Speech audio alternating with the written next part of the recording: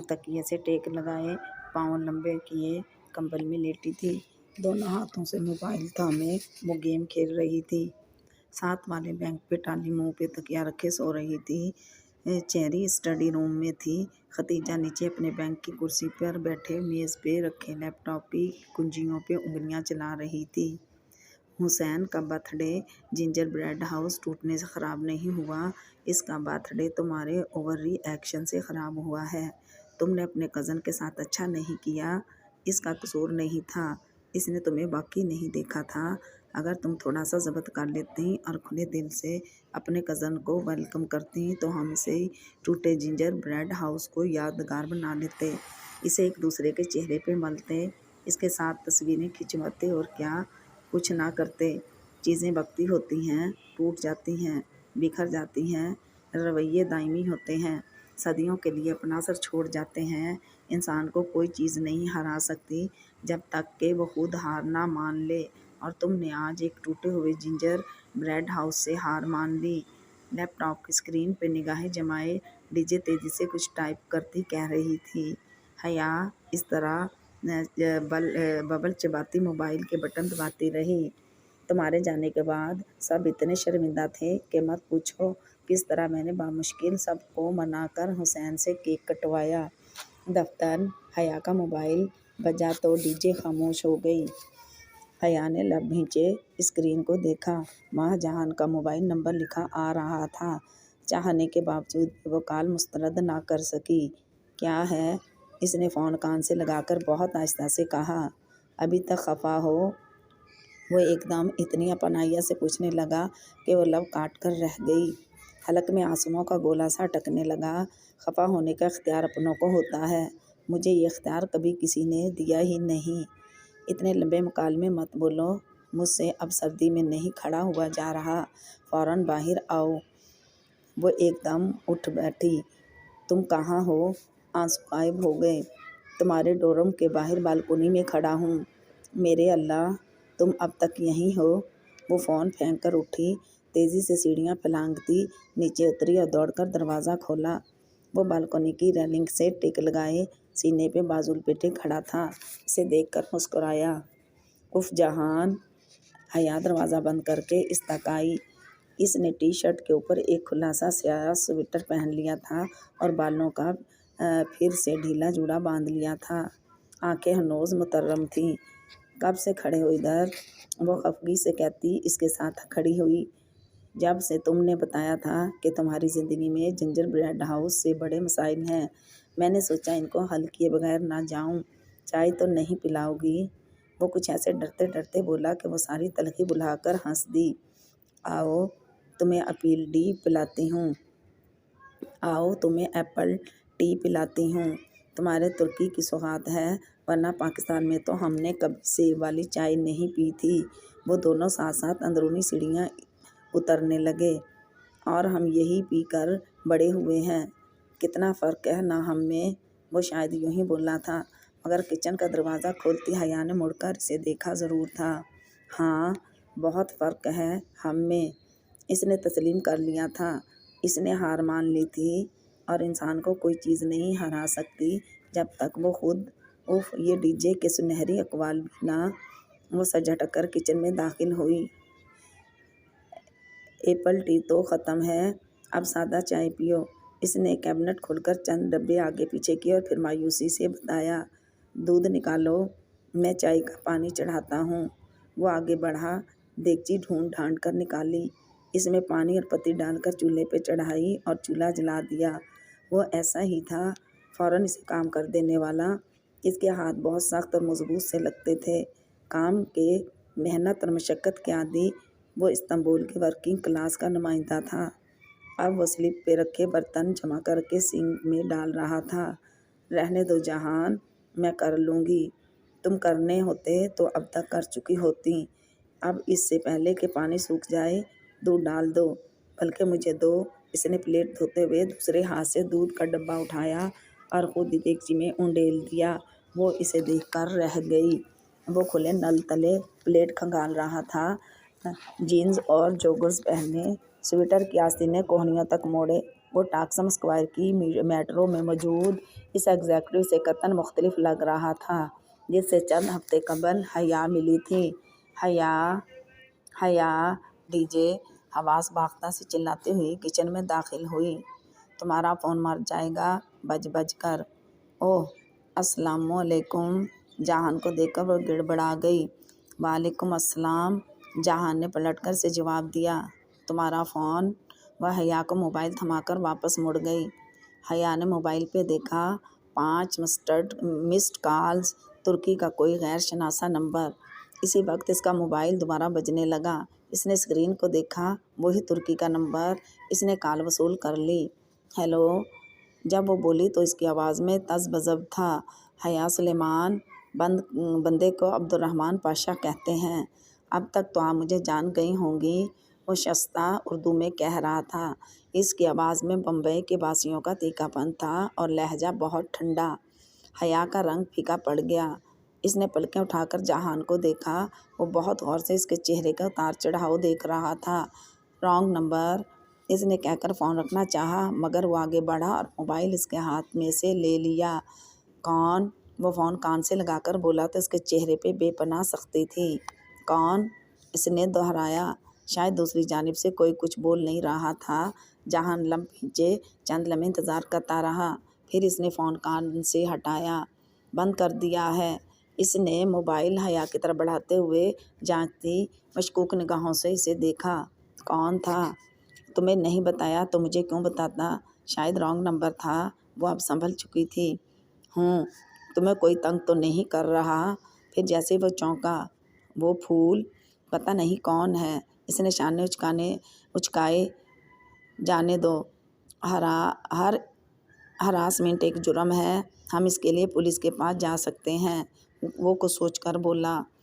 کسی مسئلے کا حل جہاں سکندر کے پاس نہ ہو یہ ممکن نہ تھا۔ بھلا جانے دو، میں اسے زیادہ اہمیت نہیں دیتی، خود ہی تھک کر رک جائے گا۔ گو کہ وہ مطمئن نہیں ہوا تھا مگر سر ہلا کر پلٹ گیا اور نل پھر سے کھول دیا۔ حیا نے موبائل کو سائلنٹ پہ لگا کر جیب میں ڈال دیا۔ وہ اس نازک رشتے میں مزید بدگمانی کی متحمل نہ تھی۔ چولہا کیوں بند کر دیا؟ ابھی پکنے دیتی، میں زیادہ کڑی ہوئی چائے پینے کا عادی ہوں۔ اسی پل چولہا بند ہوا تو وہ چونکا۔ میں نے نہیں بند کیا، یا آٹومیٹک ہیں، ہر 15 منٹ بعد 10 منٹ کے لیے بند ہو جاتے ہیں، سو 10 منٹ بعد خود ہی جل اٹھے گا۔ یہ اچھا کام ہے۔ اسے جیسے کوفت ہوئی۔ پھر آخر برتن کھنگالتے ہوئے وہ بار بار چولہے کو سوچتی نظروں سے دیکھتا رہا۔ جب برتن ختم ہو گئے تو ہاتھ دھو کر چولہے کی طرف آیا۔ برتن دھل گئے ہمارے، اب تمہاری زندگی کے اگلے مسئلے کو حل کرتے ہیں۔ اس کے بعد کون سا مسئلہ ہے وہ بھی بتاؤ۔ وہ چولہے کو پھر سے جلانے کی کوشش کرنے لگا۔ میری زندگی کے مسئلے ٹوٹے کیبنٹ یا ٹھنڈے چولہے کی طرح نہیں ہیں جو تم حل کر لو۔ اچھی بھلی زندگی ہے تمہاری، کیا مسئلہ ہے تمہیں؟ سوائے اس بیکار چولہے کے کوئی تو حل ہوگا اس کا بھی۔ وہ نچلا لب دبائے جو کر سوئچ سے چھیڑ چھاڑ کر رہا تھا۔ اس کا کوئی حل نہیں ہے، یہ ناممکن ہے کہ کسی مسئلے کا کوئی حل نہ ہو۔ ٹھہرو، میں کچھ کرتا ہوں۔ وہ پنجوں کے بل زمین پہ بیٹھا اور جھک کر نیچے سے چولہے کا جائزہ لینے لگا۔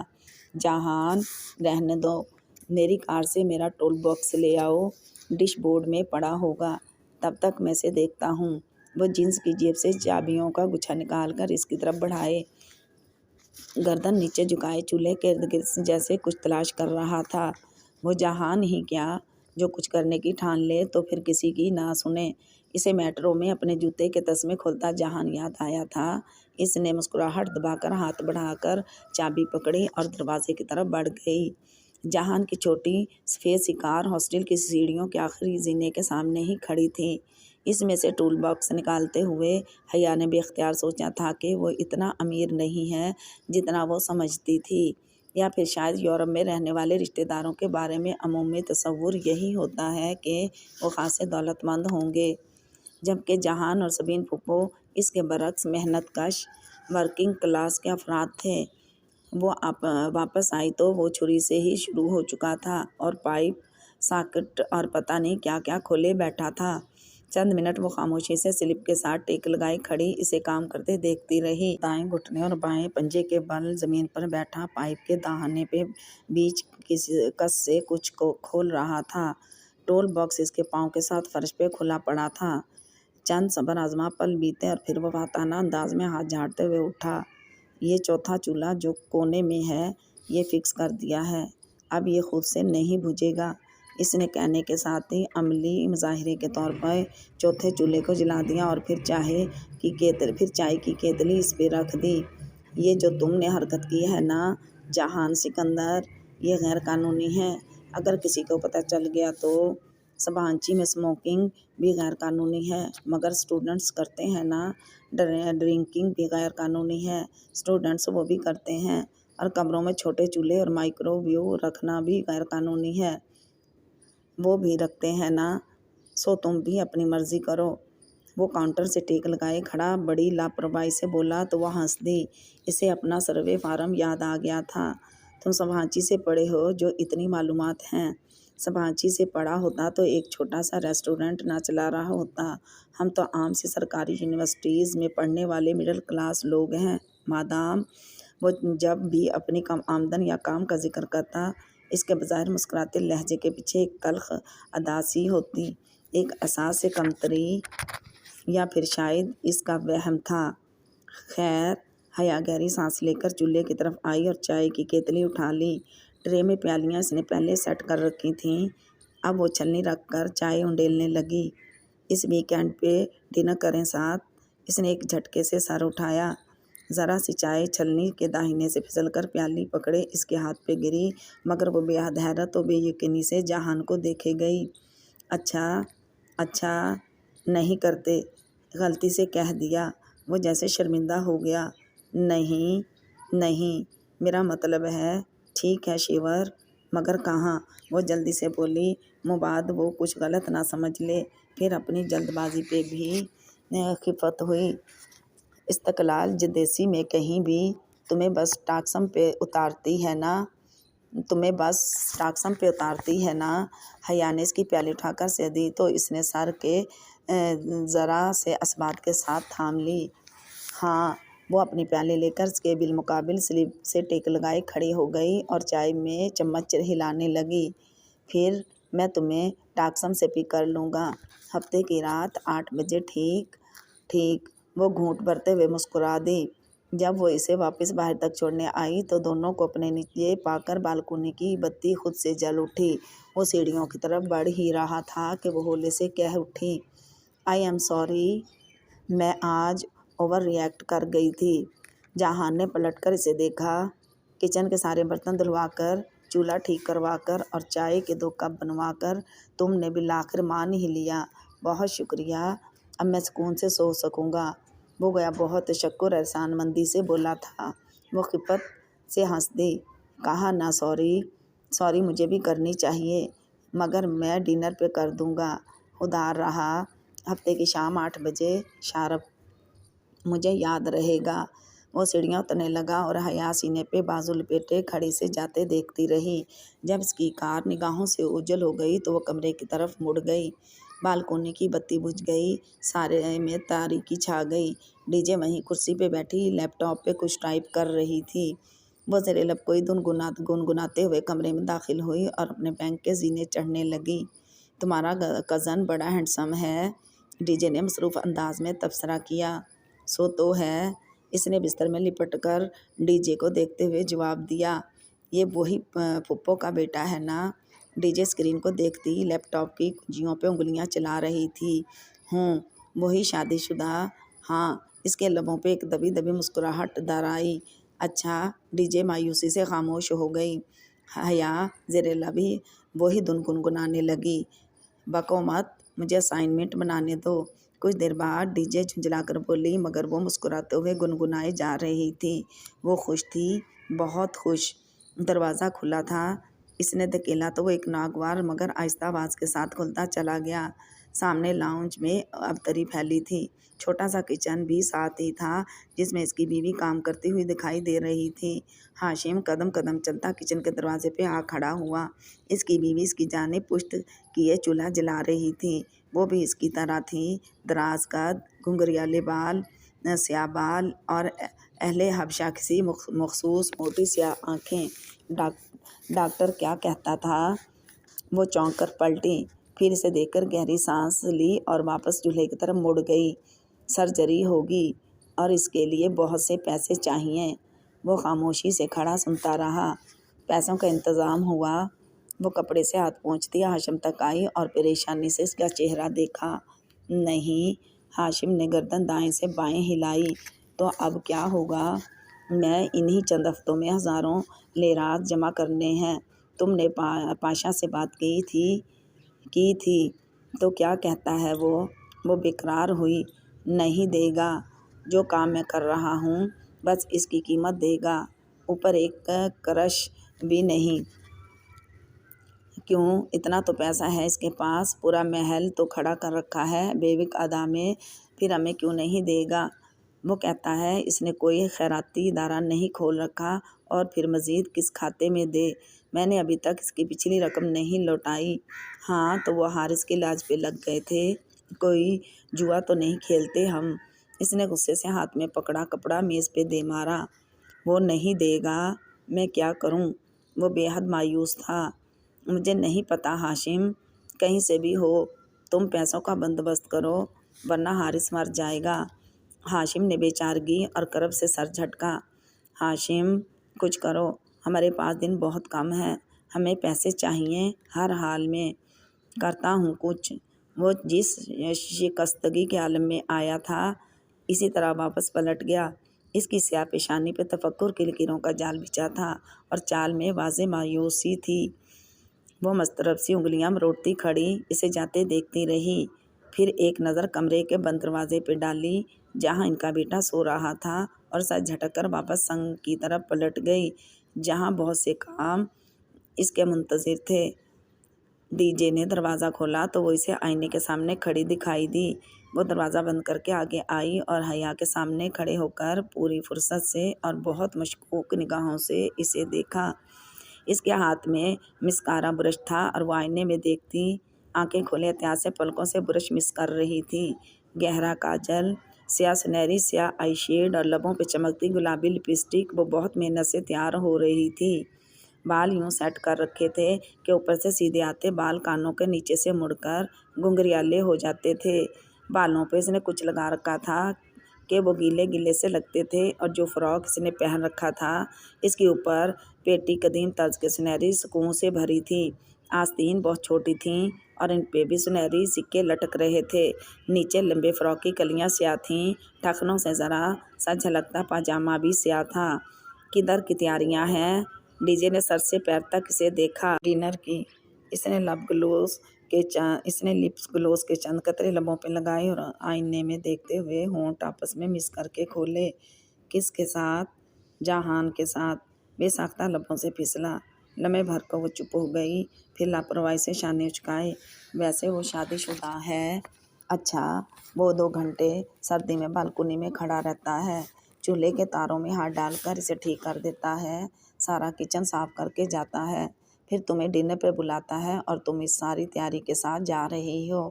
پھر سوچ لو وہ اب بھی شادی شدہ ہے۔ بکو مت۔ وہ ہنستے ہوئے کرسی پہ بیٹھی اور جھک کر اپنی سیاہ ہائی ہیلز پہننے لگی۔ نہ بتاؤ، میں بھی پتہ لگا کر رہوں گی۔ ڈی جے منہ پہ ہاتھ پھیرتی اپنی کرسی پہ بیٹھ گئی۔ حیا نے گنگناتے ہوئے میز پہ رکھا اپنا چھوٹا سا سنہری کلچ اٹھایا، وہی داور بھائی کی مہندی والا کلچ جو اس نے جہاز میں بھی ساتھ اٹھا رکھا تھا۔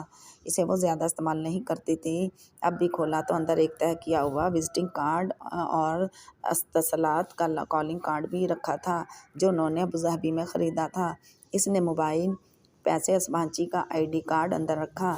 کلچ چھوٹا تھا، حالے کا دیا گیا موٹا بھدا موبائل اس میں پورا نہیں آ رہا تھا، تو اس نے موبائل ہاتھ میں پکڑ لیا اور اچھا میں چلی کہہ کر ہینگر پہ لٹکا اپنا سفید نرم کوٹ ایک ہاتھ سے کھینچ کر اتارا اور باہر لب کی باریک لمبی ہیل سے پتھریلی سڑک پہ چلتے ہوئے اس نے کوٹ سیدھا کیا اور پہنا، پھر چلتے چلتے سامنے سے بٹن بند کیے۔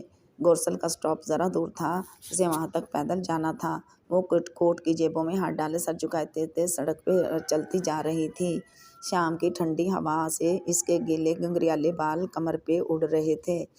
جس لمحے وہ گورسل سٹاپ کے قریب پہنچی، اسے گورسل دور سنبھاجی کے گیٹ سے باہر نکلتی دکھائی دی۔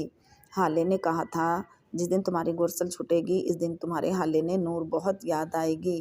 اور اس پل بے بسی و دکھ سے اس دور جاتی گورسل کو دیکھ کر سے واقعی حالے نور بہت یاد آئی۔ اس نے جیب سے موبائل نکالا اور جہان کو پیغام لکھا، میری گورسل چھوٹ گئی ہے، مجھے پک کر لو، میں سٹاپ پہ کھڑی ہوں۔ وہ کتنی ہی دیر وہاں سڑک پہ ٹہلتی رہی مگر اس کا جواب نہیں آیا۔ شاید اس غریب کے پاس جواب دینے کا بھی کریڈٹ نہیں تھا۔ ہارن کی آواز پر وہ اپنے حال میں لوٹ آئی جہاں ایک سیاہ چمکتی ہوئی کار اس کے سامنے کھڑی تھی۔ ڈرائیور نے بٹن دبا کر اپنی طرف کا شیشہ نیچے کیا اور چہرہ ذرا سا موڑ کر اسے مخاطب کیا، مادام سلیمان، ٹاکسم اسکوائر، جہان سکندر۔ ترک لب و لہجے میں ڈرائیور نے چند الفاظ ادا کیے تو اس نے سر ہلا دیا اور دروازہ کھول کر پچھلی نشست پہ بیٹھ گئی۔ وہ یقیناً جہان کا ڈرائیور تھا۔ کوکیس نے مفلر چہرے کے گرد لپیٹ رکھا تھا اور سر پہ ٹوپی بھی لے رکھی تھی۔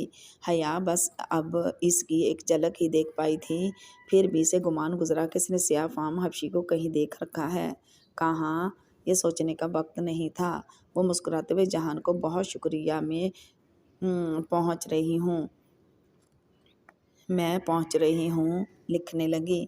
ذرا کہ ذرا اس نے نگاہ اٹھا کر بیک پہ عمر میں ایک دو بار دیکھا بھی مگر ڈرائیور نے اسے کچھ یوں سیٹ کر رکھا تھا کہ وہ صرف اپنا چہرہ ہی دیکھ سکتی تھی۔ ٹاکسم اسکوائر پہ تاریکی کے پنچھی نے اپنے پر پھیلا رکھے تھے اور اسی مناسبت سے ہر سو بتیاں جگمگا رہی تھیں۔ پورا اسکوائر ان مصنوعی روشنیوں سے چمک رہا تھا۔ مجسمہ آزادی کے اطراف سے مخالف سمتوں میں سڑکیں نکل رہی تھیں۔ وہاں ہر سو ٹریفک کا رش تھا۔ مجسمہ آزادی کو چاروں طرف سے گھاس کے ایک گول قطع اراضی نے گھیر رکھا تھا، جیسے کسی پھول کی چار پتیاں ہوں اور ہر پتی کے کناروں کی لکیر پہ پتھریلی روش بنی تھی۔ وہاں لوگوں کی خوب چہل پہل تھی۔ ڈرائیور نے اسکوائر کے مقابل ایک عمارت کی بیرونی دیوار کے ساتھ گاڑی کھڑی کر دی۔ جہان سکندر، اس نے انگلی سے اسی دیوار کے ساتھ ساتھ دور اشارہ کیا۔ جہان کی سویت کار کھڑی تھی، یوں کہ وہ دیوار کے اس کنارے پہ تھی تو یہ سیاہ کار اس کنارے۔ اس نے دروازہ کھولا اور باریک ہیل احتیاط سے باہر سڑک پہ رکھی۔ ٹاکسم اسکوائر کو اس کی ہیلز پسند نہیں تھیں، اسے اندازہ تھا۔ وہ اپنی گاڑی کے ساتھ ہی کھڑا تھا۔ بونٹ کھول کر وہ جھکے ہوئے کچھ تاریں جوڑ رہا تھا۔ سیاہ جیکٹ اور جینز میں ملبوس، ہمیشہ کی طرح عام سے ہولیے میں۔ وہ کوٹ کی جیبوں میں ہاتھ ڈالے سہج چلتی اس تک آئی۔ وہ کچھ گنگناتے ہوئے ایک تار کو دوسری کے ساتھ جوڑ رہا تھا۔ ہیل کی ٹک ٹک پہ رکا اور گردن گھما کر دیکھا۔ السلام علیکم۔ اسے دیکھ کر وہ مسکراتے ہوئے سیدھا ہوا۔ وعلیکم السلام۔ اس تاریک کونے میں کیا کر رہے ہو؟ میری کار ہر خاص موقع پر دغا دے جاتی ہے، اب بھی مسئلہ کر رہی ہے۔ خیر میں فکس کر لوں گا، وہ ہاتھ جھاڑتے ہوئے لاپرواہی سے بولا۔ وہ تو تم کر لو گے، مجھے پتا ہے، جہاں سکندر کے پاس ہر مسئلے کا حل ہوتا ہے۔ وہ دھیرے سے ہنسی۔ تم بتاؤ، پورے اسکوائر پہ مجھے تلاشتے تمہیں کتنی دیر لگی؟ اور بس پہ آئی ہو؟ نہیں، تمہاری بھیجی گئی شوفر ڈرون کار میں آئی ہوں۔ وہ دھیرے سے ہنس دیا۔ یہ طنز کرنا کہاں سے سیکھ لیے ہیں تم نے؟ اتنا غریب بھی نہیں ہوں کہ تم یوں مذاق اڑاؤ۔ وہ ہنس کر سر جھٹکتا اب بونٹ بند کر رہا تھا۔ حیا نے گردن پھیر کر پیچھے دیکھا۔ طویل دیوار کے اس سرے پہ وہ سیاہ کار اسی طرح کھڑی تھی۔ تمہیں میرا میسج نہیں ملا تھا؟ وہ قدرے بے چینی سے بولی۔ میسج؟ جہان نے جب تھپتھپاتی، میرا موبائل کہاں گیا؟ میسج؟ جہان نے جیب تھپتھپائی، میرا موبائل کہاں گیا؟ اس نے دوسری جیب میں ہاتھ ڈالا اور اپنا اسمارٹ فون نکالا، پھر اس کی اسکرٹ کو انگلی سے چھوا۔ نہیں، اس نے اسکرین حیا کے چہرے کے سامنے کی۔ وہاں ان باکس کھلا تھا اور حیا کا کوئی پیغام نہ تھا۔ حیا نے بے اختیار اپنے ہاتھ میں پکڑے فون کو دیکھا، اس پہ پیغام رکنے کا نشان نظر آ رہا تھا۔ اس نے جلدی سے بٹن دباتے ہوئے آؤٹ باکس کھولا، اس کے دونوں پیغام وہیں پھنسے ہوئے تھے۔ اوہ، بیلنس بالکل ختم تھا۔ ظاہر ہے، پھر میسج کیسے جاتا؟ کوئی خاص بات تھی کیا؟ وہ کار کو لاک کر رہا تھا۔ تم نے مجھے اس پارکنگ ایریا میں ڈنر کرانا ہے یا کسی مہذب جگہ پہ؟ وہ بات بدل گئی۔ کھنکھیوں سے اس نے اس لش پش چمکتی سیاہ کار کو دیکھا جو دور کھڑی تھی۔ اسے کس نے بھیجا؟ وہ کچھ بھی سمجھنے سے قاصر تھی۔ یہ کار میرا اتنا وقت ضائع نہ کراتی تو میں اب تک کسی ریسٹورینٹ میں جگہ ڈھونڈ بھی چکا ہوتا، لیکن اب بھی دیر نہیں ہوئی۔ دونوں ساتھ ساتھ سڑک کے کنارے چلنے لگے۔ استقلال اسٹریٹ نامی وہ طویل گلی ٹاکسم اسکوائر کے ساتھ سے ہی نکلتی تھی۔ وہ ہفتے کی رات تھی، سو استقلال اسٹریٹ روشنیوں میں نہائی، رنگوں اور کمکموں سے سجی، رونق کے عروج پہ تھی۔ وہاں لوگ ہمیشہ کی طرح دونوں اطراف میں تیز تیز چلتے جا رہے تھے۔ گلی کی دونوں جانب چمکتے شیشوں والی شاپس اور ریسٹورینٹس میں خاصا رش تھا۔ وہ آغاز میں ہی دائیں ہاتھ کی قطار میں بنے ایک ریسٹورینٹ میں چلے آئے۔ زرد روشنیوں سے مزین چھت اور جگمگاتے فانوس سے ریسٹورینٹ کے ماحول کو ایک خوابناک سا تاثر دے رکھا تھا۔ اس کونے والی خالی میز کے ساتھ رکھے اسٹینڈ پہ حیا نے کوٹ اتار کر لٹکایا اور جہان کے مقابل کرسی کھینچ کر بیٹھی۔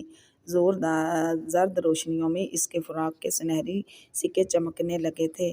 اس نے دائیں بازو میں ایک سنہری کڑا پہن رکھا تھا اور اب وہ کوہنی میز پہ رکھ کر بائیں ہاتھ کی انگلیوں سے کڑے کو گھما رہی تھی۔ سنہری کلچ اور موبائل اس نے میز پہ ہی رکھ دیا تھا۔ آرڈر میں کروں یا تم؟ دعوت تمہاری طرف سے ہے سو تم کرو۔ اس نے ذرا سے شانے اچکائے۔ جہان نے مسکرا کر سر کو خم دیا اور مینیو کارڈ کھول کر انمہاک سے پڑھنے لگا۔ اپنی عادت کے مطابق وہ پڑھتے ہوئے نچلے لب کو دانت سے دبائے ہوئے تھا۔ حیا نے قدرے بے چینی سے پہلو بدلا۔ استقلال دیسی میں کتنے ہی لوگوں نے مڑ مڑ کر اس قدیم یونانی کے سے سنگار والی لڑکی کو ستائش سے دیکھا تھا، مگر یہ عجیب شخص تھا۔ کوئی تعریف نہیں، کوئی اظہار نہیں، اتنی لا تعلقی و بے خبری، وہ بھی اس شخص کی جو ایک نظر میں سارے منظر کا باریک بینی سے جائزہ لے لیا کرتا تھا۔ اسے اپنی ساری تیاری رائے گاہ جاتے ہوئے محسوس ہوئی تھی۔ آرڈر کر چکنے کے بعد وہ میز پہ کونیاں رکھے، دونوں ہاتھ آپس میں پھنسائے، حیا کی طرف متوجہ ہوا اور ذرا سا مسکرایا۔ تم نے مجھ سے اس روز پوچھا ہی نہیں کہ میں تمہارے ڈرم بلا کیوں آیا تھا؟ وہ مسکراتے ہوئے کتنا اچھا لگتا تھا۔ اس کے ہلکے سے بھورے شیڈ لیے سیاہ بال نوعمر لڑکوں کی طرح ماتھے پہ سیدھے کٹے ہوئے تھے اور عموماً وہ ہلکے ہلکے گیلے ہوتے تھے۔ پرکشش آنکھوں میں ایک نرم دھیما سا تاثر لیے وہ اب اتنا کمزور متحد نہیں لگتا تھا جتنا پہلے دن لگا تھا۔ ظاہر ہے کسی کام سے ہی آئے ہوگے، مجھ سے ملنے بالخصوص آؤ، یہ تو ذرا مشکل ہی ہے۔ تم سے ملنے بالخصوص ہی آیا تھا اور اس کے لیے ممی کو پاکستان فاطمہ آنٹی کو فون کر کے تمہارے ڈورم کا نمبر پوچھنا پڑا تھا، ورنہ تم نے تو ہمیں ایڈریس تک نہیں دے رکھا۔ اور یہ بات تو اماں نے اسے کل ہی فون پہ بتا دی تھی، مگر لمحے بھر کو اس نے سوچا تھا کہ ڈھونڈنے والے تو بنا پتے کے بھی ڈھونڈ لیتے ہیں، جیسے وہ سفید گلاب اسے ہر جگہ تلاش کر لیتے تھے۔ تو پھر آپ کیوں آئے تھے مجھ سے ملنے؟ بس یوں ہی، مجھے لگا تھا کہ تم اس روز استقلال اسٹریٹ میں مجھ سے خفا ہو گئی تھیں۔ اچھا، تو آپ نے مجھے اس دن پہچان لیا تھا؟ ہو سکتا ہے وہ میری شکل کی کوئی لڑکی ہو۔ وہ بہت جلدی بلا دینے والوں میں سے نہیں تھی، سو بڑی حیرت سے کڑے کو انگلیوں میں گھماتے بولی تھی۔ ایک بات ابھی کلیئر کر لیتے ہیں حیا، وہ قدرے آگے کو ہوتے ہوئے سنجیدگی سے بولا، میں بہت ایکسپریسو نہیں ہوں، میں لمبی لمبی باتیں نہیں کر سکتا، میں پریکٹیکل سا آدمی ہوں، ایسا آدمی جس کو فکر معاش ہمیشہ گھیرے رکھتی ہے۔ میرے پاس بڑی یونیورسٹی کی ڈگری نہیں ہے، میں ایک ریسٹورینٹ چلاتا ہوں جس کی ملکیت میری اپنی نہیں ہے۔ میں کئی سالوں سے اس ریسٹورینٹ کی قسط ادا کر رہا ہوں جو کہ پوری ہی نہیں ہو رہی، یہ مجھے بہت پریشان رکھتی ہیں۔ وہ کرد لڑکی جو اس دن میرے ساتھ تھی، وہ میرے ریسٹورینٹ کی عمارت کی آنر ہے اور ہمارے درمیان اس وقت یہی مسئلہ زیر بحث تھا جب تم وہاں آئیں۔ حیا، میں اس دن اتنا پریشان تھا کہ تم سوچ بھی نہیں سکتی۔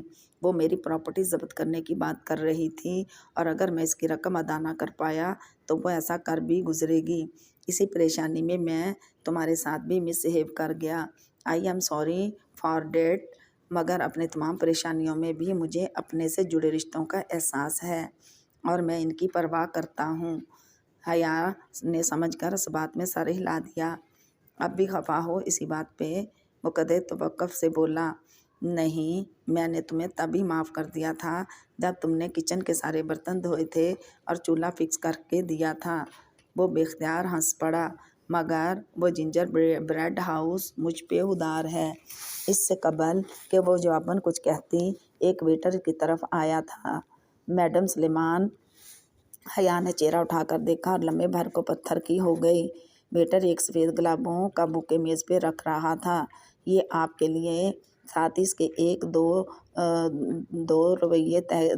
دو تہہ کیا ہوا کاغذ حیا کی طرف بڑھایا۔ لیجیے مادام۔ وہ صاف نگاہوں سے گلدستے کو دیکھ رہی تھی۔ چونکہ وہ مسترب سے انداز میں وہ کاغذ تھاما اس کے قدموں سے جان نکل چکی تھی۔ مؤدب سا ویٹر واپس پلٹ گیا۔ اس نے کپ کپاتی انگلیوں سے کاغذ کی تہیں کھولیں۔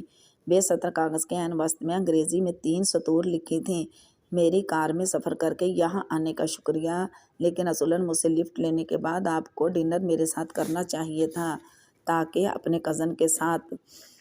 From your Valentine day. جہان گلاس لبوں سے لگائے گھونٹ گھونٹ پانی پیتا، پلکیں سکیڑے اس کے چہرے کے بدلتے رنگوں کو دیکھ رہا تھا۔ کون بھیجتا ہے تمہیں یہ سفید پھول؟ وہ خاصے سرد لہجے میں بولا تو حیا نے چونک کر چہرہ اٹھایا۔ چند لمحے پیشتر کی گرم جوشی جہان کی آنکھوں میں منقوط تھی۔ اس کے چہرے پہ زمانوں کی اجنبیت اور رکھائی چھائی تھی۔ پتہ نہیں اور اسے کیسے علم ہوا کہ ہم ریسٹورنٹ میں ہیں؟ اس کا لہجہ چپتا ہوا تھا۔ وہ خالی خالی نگاہوں سے اسے دیکھے گئی، کوئی جواب بن ہی نہیں پڑ رہا تھا۔ دکھاؤ۔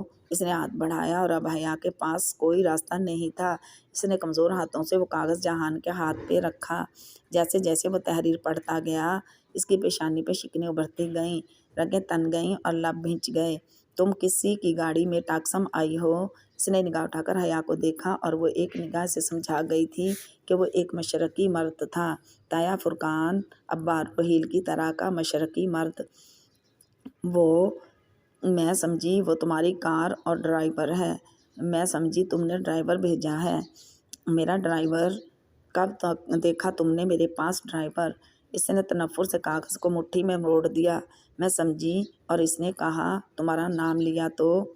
اس نے یہ کہا کہ اس کو میں نے بھیجا ہے؟ اس نے دو ٹوک انداز میں پوچھا۔